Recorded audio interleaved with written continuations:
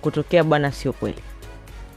Kutokea inaweza kutokea kwa sababu wote wako kwenye mashindano, lakini ukisema wakutane Yanga na Simba, faida yake kubwa tutapata garantia ya mwakilishi wa kombe la dunia huko mwaka 2030 kwenye michuano ya FIFA. Manake tutapata timu yetu moja itakuwa imeingia, lakini kiuhalisia ni jambo linalowezekana, lakini sio kwa urahisi.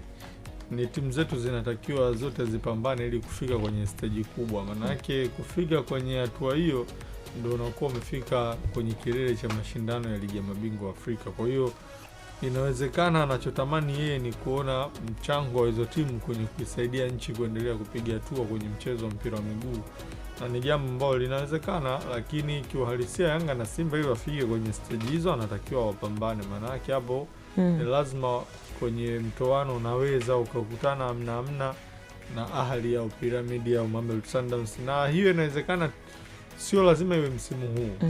Ni kwenye hichi kipindi cha maendeleo ya mpira wetu inawezekana. Zamani ilikuwa ni ngumu kuzipata hizo timu zetu zote kwa pamoja isiende kwenye haya mashindano alafu uzione zina timu za kushindana. Sasa hivi angalau timu zetu zimepiga hatua. Yanga na Simba unaweza ukagarantii zote zikaingia robo finali. Zote mimi naweza nikagarantii zinaweza kuingia robo finali.